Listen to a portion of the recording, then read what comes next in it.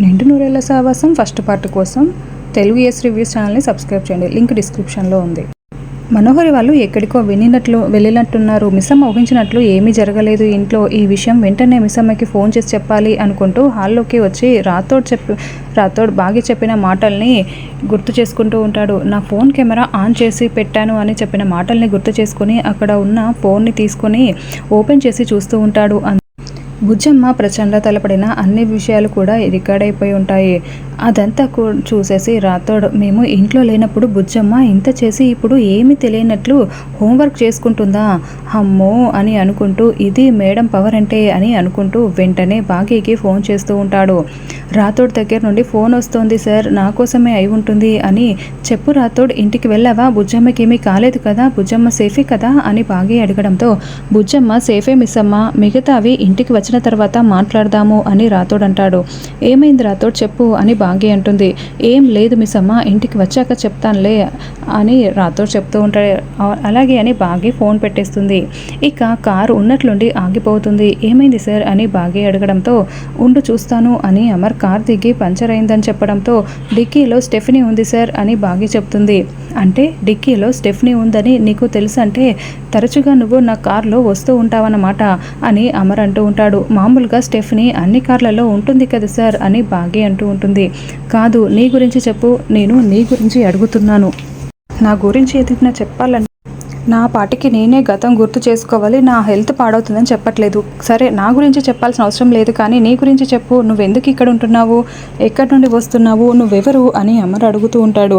నా గురించి మనోహరి చెప్పింది కదా సార్, నేను కేర్ టేకర్ని అని బాగీ చెప్తుంది.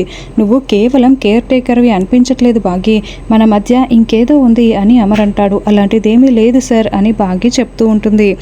అమర్ స్టెఫ్నీ వేస్తూ ఉంటే నలుగురు రౌడీలు కారులో వెళ్తూ అమర్ని చూసేసి అక్కడికి వస్తారు. హాయ్ బేబీ, ఎలా ఉన్నావు అంటూ వచ్చి అడుగుతూ ఉంటారు. బాగా టెన్షన్ పడుతూ ఉంటుంది. ఎవరు మీరు అని అమర్ అంటూ ఉంటాడు. ఏంటి హీరో, అప్పుడే మమ్మల్ని మర్చిపోయావా, అప్పుడు మేము తనని టచ్ చేయబోతూ ఉంటే నువ్వు మమ్మల్ని బాగా కొట్టావు కదా, అప్పటి నుండి మేము మిమ్మల్ని ఫాలో అవుతూ ఉన్నాము, నువ్వు మర్చిపోయినా నేను నిన్ను మర్చిపోలేదు, ఎప్పటికప్పుడు ఫాలో అవుతూనే ఉన్నాము అని రౌడీలు చెప్తూ ఉంటే నా గురించి ఏం తెలుసు నీకు, చెప్పు, మా గురించి చెప్పు అని అమర్ అంటూ ఉంటాడు. ఈయనకి గతం చెప్పేస్తారేమో అని బాగి మనసులో టెన్షన్ పడుతూ మర్యాదగా ఇక్కడి నుంచి వెళ్ళిపోతారా, లేదంటే పోలీసులకి ఫోన్ చేయనా అని బాగి బెదిరిస్తూ ఉంటుంది. నువ్వు బాగు బాగి వాళ్ళు ఏదో చెప్దామంటున్నారు కదా అని అమర్ అంటాడు. వాళ్ళు రౌడీలు సార్, వాళ్ళతో మనకేంటి మాటలు అని బాగి అంటుంది. ఈసారికి మొన్న ఏదో యాక్సిడెంట్ అయ్యి చిప్పు దొబ్బిందంట, గతం మర్చిపోయాడంట అని ఒక రౌడీ అంటూ ఉంటాడు.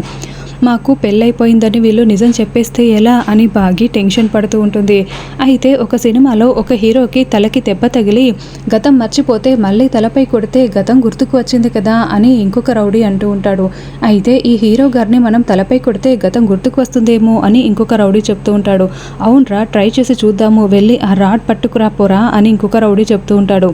ఇక కర్ర పట్టుకురావడంతో దయచేసి ఆయన్నేమీ చేయకండి అని బాగి దండం పెట్టి వేడుకుంటూ ఉంటుంది. అలా ఎలా వదిలేస్తాం బేబీ, అప్పుడు మీరు కొట్టిన దెబ్బలకి ఇప్పుడు మేము రివెంజ్ తీర్చుకోవాలి కదా అని రౌడీ అంటూ ఉంటాడు.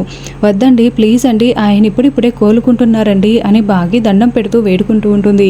మేము తల మీద కొట్టగానే పూర్తిగా కోలుకుంటారులే బేబీ, తప్పుకు అంటూ రౌడీ బాగీని తోసేయడంతో బాగి కార్ దగ్గరికి వెళ్ళి కింద పడిపోతుంది. వెంటనే అమర్ని కొట్టబోతూ ఉంటే అమర్ కర్రని అడ్డుపట్టుకుని రౌడీలని కొడుతూ ఉంటాడు. అయితే కాసేపటికి రౌడీలందరూ కూడా అమర్ని గట్టిగా పట్టుకొని ఉంటారు. ఇంకొక రౌడీ కర్ర తీసుకొని అమర్ తలపై కొట్టబోతూ ఉంటాడు. ఈసారి బాగి వచ్చి ఆ కర్రని అడ్డుపట్టుకుంటుంది. ఒక్కసారిగా ఆ రౌడీ చేతిలో ఉన్న ఆ కర్రని లాక్కొని బాగి అందరినీ కూడా బాగా చితగొడుతూ ఉంటుంది. అలా అమర్ల ఉగ్ర రూపంగా బాగి అందరినీ కొడుతూ ఉంటే అమర్ చాలా సంతోషంగా బాగి వైపు చూస్తూ ఉంటాడు. అలా బాగి అందరినీ కొట్టడంతో రౌడీలందరూ కింద పడిపోతూ ఉంటారు.